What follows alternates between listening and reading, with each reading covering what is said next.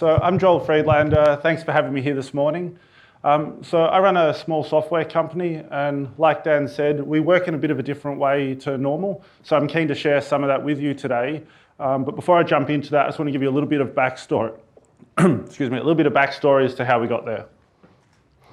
So it was about 5 years ago, I was working as a software development manager in a small software company building enterprise software. And to put it mildly, I wasn't enjoying my work.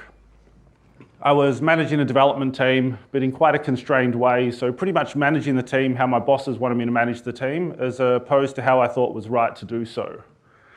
At the same time, I was living in a house that might be described as a renovator's delight.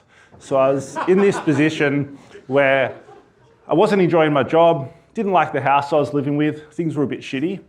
And was talking with my partner, and we decided something needed to change with this. And we kind of decided the easier thing to do might be renovate the house. So we went to the bank and we took out a loan against our house, and that got approved. And we were sitting there with this sort of money that's going to be coming, thinking, well, you know what?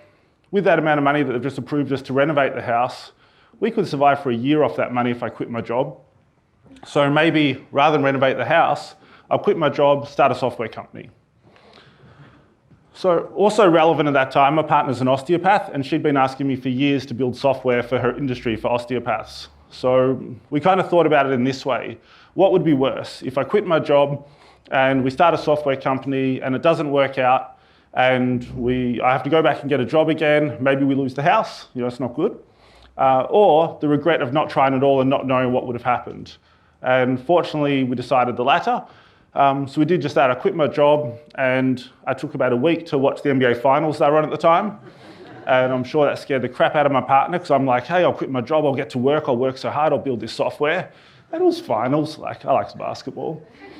So did that, but after the finals finished, I did get to work and sat in my lounge room building some software. So the software I was building was Cliniko. Now, it took about 7 months from the time I quit my job to actually building it and releasing Cliniko into the world. And I would say, quite realistically, I worked about 15 hours a day, 7 days a week for this 7 months to get it done. There was something kind of good about having this loan hanging over us and money running out that made me want to actually ship something and get it out into the world, to generate some income. So what Cliniko is, just quickly, is practice management software. So for allied health people like osteopaths, chiropractors, physios, it lets them manage their appointment booking, patient records, all that kind of thing. And at the time that we were building it back then, we did a little bit of napkin math. Planning's not my biggest strength, and worked out that we probably need about 100 customers to start using Cliniko for us to be able to survive on this and not need to go get a job again or lose the house or anything like that. In hindsight, we grossly underestimated and we needed a lot more than that. But it did pretty well and it kind of worked out okay. So I just want to briefly walk you through some numbers about where Cliniko's at today. Fast forward today, where's it at? And then I want to tell you about the company behind it, Red Guava, and how we work. So Cliniko now, we have 15,000 people using the software every day. It's been used in more than 60 countries worldwide. There's been over 32 million appointments created in the system. And our practitioners using the software have invoiced more than $10 billion through it. And back to the kind of the team side of stuff, so we have a support team working on it. We get about 100 support requests a day. So that's emails, phone calls, chat through the website, things like that, maybe some social media. With those, and particularly with our emails, we average a 7-minute response time to all those emails. That's 24 hours a day, 7 days a week. And our development team release 3 updates a day on average for the software. So this is over the last 4 years. So like I said, launched in 2011. It's gone pretty well. That's the number of customers or number of clinics using Cliniko over time. And now we're at a point where about once every 5 hours, round the clock, we have a new clinic start using Cliniko. So coming back to Red Guava is the software company that builds it. When we first started Red Guava, we didn't know if Cliniko was going to work out. So we built this software company that maybe will do custom development or something else. In the end, Cliniko did work out, so now all we do is Cliniko. So it's no longer just me sort of sitting in my lounge room in my tracksuit working on it anymore. There's 18 of us in the team. But I'm really proud of the fact that we're still a small team, just 18 of us, but we achieved some pretty cool things. The growth of Cliniko has been really good. Like I said, we get a bunch of support requests every day and we can answer back to them round the clock within 7 minutes. Our development side of things are releasing 3 updates a day, but there's not a lot of us. There's many companies with so many more people than we have that do a lot worse than that. And I think that comes back to how we work. One of the notable things about our 18 people in the team that's different to many is we're not all in one country. So we have people in 13 cities across 8 countries, our team. So we've got United States, the UK, Canada, Brazil, Portugal, Poland, I should remember them all. Australia, obviously, that's a good one to remember. And we've got one person that's in Belgium at the moment. And just notably, this isn't like outsourced workers or contractors. These are all full members of the team. It just so happens we don't all live in the same place. With this as well, I've become a really big fan of remote work. It's how we work. And I think it's a really good idea. But I do have one thing that I should mention. In fact, I'll get back to it in a little bit. So something else we do, that's a little bit different to how a lot of companies work is no managers. So we're really a flat structure. It means there's no hierarchy in the business. We don't have team leaders. We don't have any management level at all. We don't even have job titles. No one has a job title in our business. No one has any level of seniority over anyone else, and that includes myself. We have no meetings. So I don't know if this is something we did because we find it more productive or just because I really dislike meetings, but we never have them. We don't do daily stand-ups. We don't have a monthly or a quarterly, anything like that. Occasionally someone outside Red Guava will entice me into a meeting, and it's usually a good reminder why we don't do them. We don't work a 40-hour work week, we work 30 as standard. So everyone still gets a full-time pay, but they only need to work the 30 hours. The only thing I find really difficult about the 30-hour work week is it's very hard to get our people to stick to it.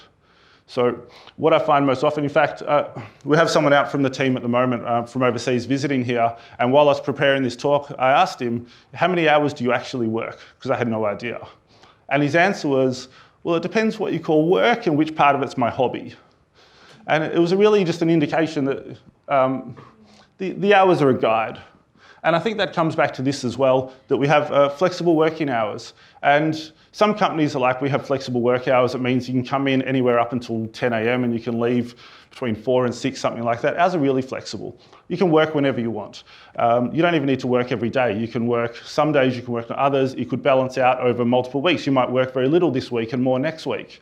And in fact, the actual 30 hours is really a guide more than anything else because we don't track it. People aren't doing timesheets. We don't actually know how much they're working. What we care is the work they get done. That's the most important thing for us. Everyone has unlimited annual leave. So again, it's not something we track. People can take as much as they like, as much as suits them. For different people, that's different amounts. Different people are different ages, different family requirements, whatever it might be. Again, we care the work gets done. The only caveat to the unlimited annual leave is I worry that by saying unlimited, it can be a bit of a trap where people feel guilty and don't take as much as they should. So we encourage people to take at least 4 weeks. But again, it's not tracked and it's up to them what they do. So there's a lot of things we don't have. We don't do a lot of the normal things people are doing. I just want to go through some of the things we do that makes that work. Because if you kind of just reduced everyone's hours, gave them all unlimited annual leave and all this kind of stuff and did nothing else, that's probably not going to work so good. There's some things that help with it.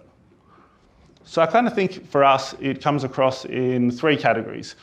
We have great people, we give them complete autonomy, and then we have transparency in our business. And I think that for us, this is what makes it work. So I just want to talk about great people first. And for us, what defines a great person? The way we think about it, and in terms of hiring people into our team, is we think great people are passionate about what they do, they're smart, and they're nice. And you also like to have fun with their work. They're the characteristics we look for when we're hiring someone. So I probably, no one's out there looking to hire shit people. Everyone wants to get great people into their business, and that's hard. And what I can share a little bit of is how we manage to do it and how we go about the hiring. So one thing, and I mentioned before, obviously, is we hire from anywhere. And I think this is by far our biggest advantage to hiring and how we get to put together such a good team like we have. If we think about it, if we're going to hire someone and we're going to hire someone only within 20 kilometres of our office, that's a really small amount of people. When I put that job ad up, How many people at that time in that small space are actually looking for work, able to work with us and have all the skills we need? So if you trust my slide, it's 2. But if we expand that out and we're happy to look globally, now this number's probably not as accurate, it expands exponentially the number of people that we can look for. And if we come back to this idea that we want to hire great people, if I restricted it down to just the people near my office, I'm not hiring the best person available for the job. I'm probably not even hiring someone that's in the top 50 of people that are available for the job. And we don't want to make that sacrifice. We want someone great.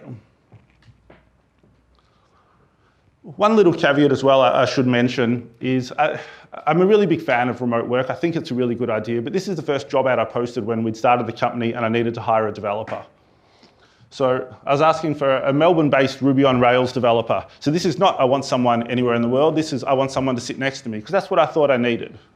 And I was even more specific than that. If you look at this quote here, I spelled it out. We aren't looking for a remote worker. That's what I thought I wanted, that's what I thought I needed. Fortunately for me, there was this guy in Poland that couldn't care less about my requirements and decided to apply anyway. So he sent me this email. It was a nice, friendly email, and maybe one of the particular things he mentioned in there really stood out for me. I don't think it's how he meant it.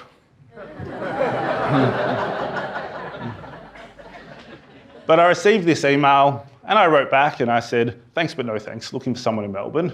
And he was persistent. And I remember his follow-up email came through where he's like, I'll work for free for a week so you can give me a try and there's no risk for you. And then you can find out that it's not just me and my mum that think I'm good.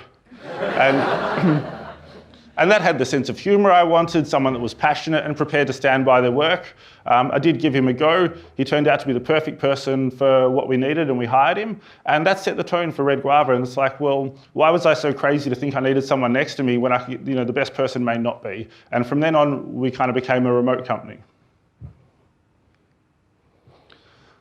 Something else with hiring great people is I feel like we're advertising less noisy places.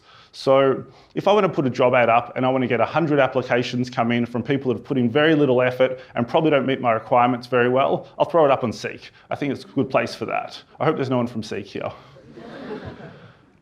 And also, something else with advertising in normal places like Seek is I'm looking for someone, the best person anywhere in the world. An Australian job site is probably not the best place for that. So we go other places. This particular one that I've got up on the slide there is We Work Remotely. It's a job site set up for remote work, and we found the signal to noise ratio really good with it. We get a lot of good quality applications from there. It is slanted more towards the tech side of things, so developers, designers, maybe customer support, things like that, but there's other roles there too, and we found it quite good. Something else we do is, if we're trying to find someone, maybe we'll go to some other places where good people hang out. So it could be forums. If there's a forum that designers go to, or Dribble, for example, for designers, that's a good place for us to go and look for someone. Or there's some developer podcasts that we can advertise in, and we'll put ads there. Because I feel like if someone's listening to a podcast, chances are they're trying to improve their skills, they're passionate about their work. That's a good person to reach out to. We actually even hired one of our customer support people. We kind of poached him out of a burger shop where we'd encountered him there and his service was really good. So I think looking in different places is a chance to stand out a little bit. And also with standing out a little bit, offering a good job is important. So if we're after these great people, we want someone really good to work with us, they've probably already got a good job. Or if they haven't and they're looking for work, they're going to get a lot of offers because they're very good. So how do we get them to want to work with us? So things we do is we offer really good conditions for the work. I don't think salary is what entices a really good person most of the time. So for us, we have 30-hour work week. That's enticing. You get to work less. Unlimited annual leave is nice. Flexible work hours. Probably autonomy means a lot to a really good person. Someone that's really good wants to work in the way that they know how they can, and autonomy matters to them. We even send out a box of organic fruit to everyone in the team's house once a week for them and their families. So there's just things we do that can help to bring in these good people into our business. One good example, I think, of how this worked well for us is developer we hired in Canada, Michael. So he was working, he'd recently been promoted, and he was working as a development manager in a company, and he had to hire someone to add into his team. He was looking for a developer. And he went to that We Work Remotely site to put his job ad up, and he thought, well, I'm just going to have a look at a couple of these other jobs here so I can see how people are writing them to do mine. And lucky for us, we were one of the top job ads there at the time. He had a read, and he's like, well, this looks pretty good. So I think he still posted his job ad, but he applied to ours and we hired him about a week later. Now that's someone that wasn't looking for work, someone that we never could have got if we weren't advertising in the right place or didn't have good enough conditions to entice them across. And that's what I think these kind of things do for us, that they let us get the right people. So we get these really good people, and we hire them, and now we want to give them this autonomy. And what I mean by that is kind of get out of their way and let them do the good work they can do. Don't put these constraints in front of them. So a few things we do around the autonomy side.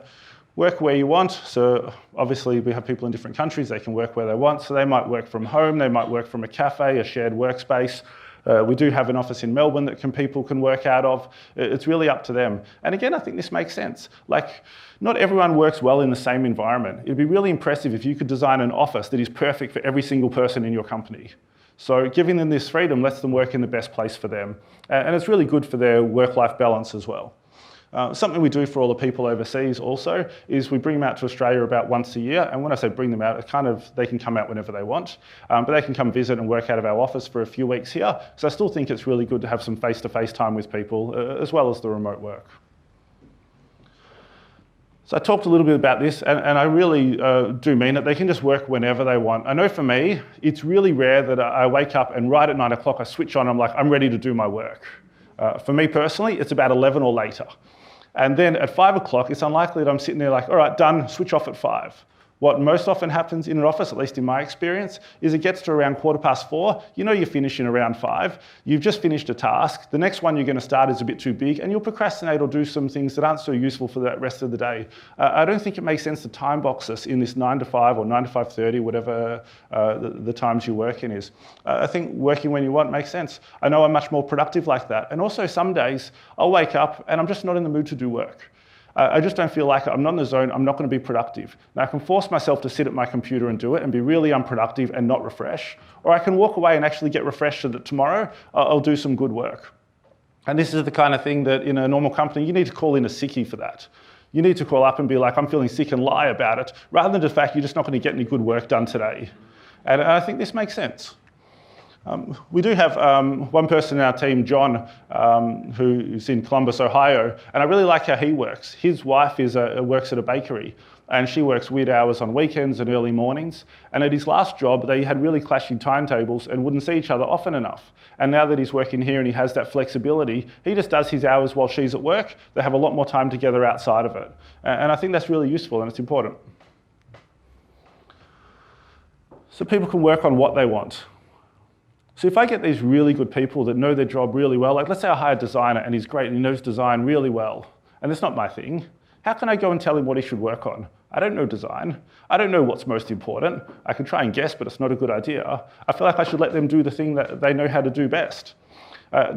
If I was to go and instruct everyone in our team what they should do, like all the developers, for example, Cliniko now would only be as good as the things I can think of. And it's far better than that because I haven't done that. We had one of our developers, Bruno, who was in Brazil, now he's moved to Portugal, this work where you want thing. When he started with us, I think it was about 3 months after he started that he finally came to me and he's like, so what sort of features do people want in Cliniko? What should I work on? And the reason for that was he started with us and he came in straight away and he's like, oh, you don't have a staging server, I'm going to do that. And oh, you don't have continuous integration, I better get that set up. And oh, the test suite's no good, I'm going to fix your test suite. And he just had this bunch of things he wanted to do for us as soon as he started, that it was 3 months before I even had to talk to him about what he might do. And this isn't what I hired him for. I hired him to add some new features to Cliniko. But he came in, he knew better. It wasn't the things I wanted, but in hindsight I was wrong. I should have wanted those things. And it worked out really well for us. And the other thing with working on what you want is if I'm working on something that I don't enjoy, I'll procrastinate like crazy. I feel like I have this procrastination superpower where I can put things off forever. And if I'm working on something that I really enjoy, I can get in the zone and knock out so much work in such a short period of time. It's amazing. And I can have 4 hours where I did more than I would do the week before if I was procrastinating something. So I think that working on what you want, even if it's not the highest priority item, at least if you're going to get into it and get it done, it kind of makes sense to do that one and come back to another higher priority item when you are in the mood for it for whatever reason, and can be more productive on it then.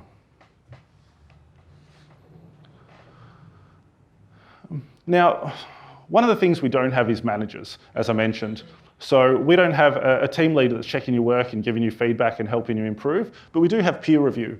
So these are some rules we have for our development team, because basically a developer will write some code and put it up that they want to release it to our customers. And the rule is they need to get another developer to go have a look at it and either give them a thumbs up, or for some reason, we also have these 3 dancer emojis that it's equivalent to a thumb that they can choose.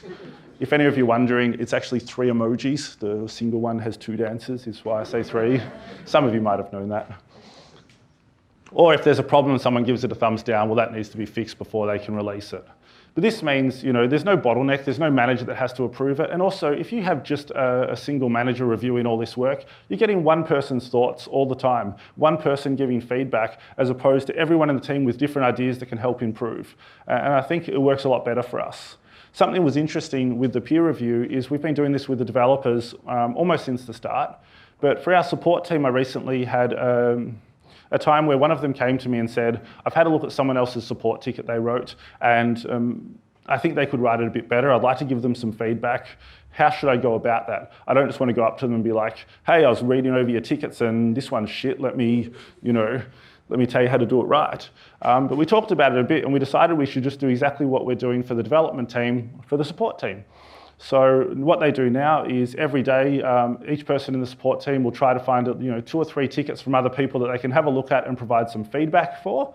We do that in sort of a public space within the company that everyone can see that feedback to learn from. And that's been working really well for us. So we were lacking for having no managers there and having no one reviewing and to improve the quality of. But the peer review in that case, again, has been the solution for us. So this kind of underpins all those things I was just talking about then, but we trust our staff. They're not there trying to screw us around. They're not there trying to be lazy or anything like that. They just want to do good work. Most people, I think, just want to do good work. And so for our team, the trust extends. With our developers, they release code to our customers. It doesn't have to get approved, doesn't go through a QA system. They release it. They get another developer to check it, they push it out there, they write their own release notes to our customers, and they sit there and watch what happens. If there's a bug or something, they're going to deal with it. But we trust them to do that. With our support team, they can give refunds. They can send out gifts to our customers if they think it's appropriate. They don't have a budget. We don't have rules or escalation or anything like that. They can just do their job. We had a situation recently where we've got a customer in Greece and they were having their financial crisis, and Greece imposed this rule where you couldn't get money out of the country. And one of the ramifications of that was any credit card payments you're making to overseas companies would fail. So we have this customer in Greece and their subscription to Cliniko failed. And they contacted us and they're like, I don't know how to pay, I don't know how to get money out, what can we do? And Emily on our support team got that ticket and straight away went in and said, no worries, I've written off that payment for you, don't worry about that one, and I've given you 3 months free Cliniko from here, so by the time you have to pay us again, there's going to be plenty of time, things should be sorted out, and if not, let me know. And she was able to provide really good support because we trust her and because she didn't need to go and find out or check or was too scared to something. She just got to do right by the customer. It works really well for us. So I talked about great people and autonomy, and the other thing for us is transparency. So it's one thing to go and say everyone in the team can make these decisions, but if you don't have good information, it's hard to make a good decision. So I think this ties in really closely, and it's really important that we are open with the team. So everyone in the team can see all of our financial information. That's revenue, growth numbers, anything really is shared. We even have a dashboard that everyone's got access to that has most of it on there. And I think that's important. If someone's going to be giving refunds or gifts to customers or things like that, they need to understand how much money we're making, where we're at, is this appropriate? Rather than going and asking a manager, this is how they can do it themselves because they have that information. The only thing we don't share currently is people's salaries, and that's something that we kind of discuss regularly. Also, everyone can see each other's work. So if you're on the support team, that's these emails that come in and your responses to these emails. Anyone in the company can jump into that and have a look at them. If you're a developer, every line of code ever written for Cliniko is tracked and stored and available to everyone in the company. That's personally worked bad for me many times. I would say my code is not the nicest of everyone in the business, so I would like to hide some of it. But again, if people are making these decisions around the company, they need to have access to that information. If Emily wants to go and talk to this customer and help her out, she needs to be able to go and have a look at everyone else's tickets with that customer perhaps and see what's the history of this person. Or for a developer, maybe they want to go and see what's happening on the support side of things to help them choose what feature they're going to work on next. Also, most of our conversations are viewable by all. So probably a large part to being a remote company and having people in all different time zones. But most of our conversations are written in a chat program we use called Slack. It lets us have a bunch of different topics to talk in, and we really do most of our communication in here. It's funny, even when we're in the office and there's a few of us in there, most often we'll find ourselves talking via this anyway. I think there's a couple of advantages. One is that someone else can come on later in the day when it's their morning and catch up on what's going on, so see what conversations have happened. And the other thing is that it's less interrupting. So if I want to ask someone a question in the office and I go and tap them on the shoulder, well, I've just stopped what they're doing, and who knows what that interruption costs them. Whereas if I send them a message, something like this, it's really nice. It doesn't interrupt them. They can check when they want to. And it also means, I think we send internally in the company at maximum 1 email a week. We really use this for most of our communication, and it gets all of that out of our inbox. It's a lot easier to search. It works quite nice for us. And also, I think this is a big part of why we don't need to have meetings, is because our conversations are recorded. You can check what's going on. If you want to find out about a particular topic, you can just go have a look. And that's been really good. I think, in fact, this tool here particularly is a huge enabler of how we work. So just in summary, like I said, the things that allow us to work in the way we do, great people, giving them the autonomy, and then transparency so they can make the decisions that they need to. So I really appreciate everyone listening to me. If you do have any questions, I believe strongly in that transparency slide. You can ask me anything and I'm happy to answer. Thank you. All right. We've got some great questions that have come through. Let's have a look here. I like this one. Are you a company of all dudes? What is the global pool of female devs like? Is it growing? That's a very good question. So we're not all dudes. I'd have to look back at my slide. Maybe there's 5 women and the rest are guys, but not in the development team, sadly. They are all dudes. I think that the software industry is making a real effort to get women more involved in tech, but it's going to take time. So right now, when we offer a job, it'd be 99% male applicants that come through. Have you had any issues? I'm sure everybody's thinking this. Have you had issues with employees as a result of the super flexible work arrangements? If so, how have you dealt with them? Very little. It's really amazing when we provide these conditions, just how people work. I touched on it a little bit about the 30 hours, and the hard bit is to get people to work that amount. Most people work way more than the 30 hours, and I quite literally have to come in and see they've been on too long and tell them to get out and tell them to go take a break. I think if you treat people well and they're enjoying what they're doing, they're just going to do right. That said, we had one employee, we've only actually had one employee ever leave us, and that one employee, I wouldn't even say, I think they still did the bare minimum, but we have a pretty high standard in the company where everyone does pretty amazing stuff, and they weren't at that level, but I don't even think there was issues. I would say pretty much no. Wow. Do you have any human, real life questions? Anybody feels brave to ask? Yes? Sure. So the question, how does Joel protect the IP when we've got all these remote people working overseas? Yeah. I don't think it's any different than they're overseas, whether they're there or here. We do have them sign an employment contract, but even our employment contract's pretty simple. I think it's a one-pager. And the most important clause in there is that the work you do during our time belongs to us. But other than that, I don't think our code is our most important thing. I think that Cliniko is a lot of things. It's the software, it's the support we provide, the reliability of the servers, the community, all these things. I'm not so worried about people stealing things. Wonderful world you live in. It's like everything's just cool. Everybody will behave exactly how you want them to. I'll take out one more that's been submitted and maybe one more from the floor. The one submitted, how integrated is one person's job with another? If it's truly flexible, what happens when one person is relying on somebody else to do the bit that they want to do? I think we work really well to not have bottlenecks with a single person. Because everyone's in different time zones as well, you don't want to be reliant on just one person. And like you said, people might not turn up for 2 days if they're not in the mood to do work. So typically, I think we work in a synchronous way. Work is out there. Anyone can kind of grab it to work on, as opposed to us giving to work to someone. And typically, despite being remote, it might sound like everyone's kind of off working on their own, but it's such a close-knit team. I've never been better friends with the people I work with now, and I feel like I've never had more social chatter. Admittedly, it's in text more than verbal. But yes, it hasn't been a problem. I think the difference is no one's allocated a task, so we're not waiting on someone. Amazing. Before I let you get off stage, just talk to us about the travel thing with the kidneys. So we have had not just one, but quite a few of our staff that we've hired, because typically after we hire them, pretty soon after that, we'll bring them out to Australia to visit, work out of the office for a little bit. And a lot of their families and friends have been concerned we're going to steal their kidneys. So they kind of get this job where it's like, 30 hours, unlimited leave, this all sounds too good to be true. And then the kicker is we're sending them this organic fruit to get them healthy. So we've had quite a few that have been concerned and sort of turn up at the airport looking around like, is this legit? All right, thank you so much for sharing with us this morning. Joel's going to hang around at the end. Thank you.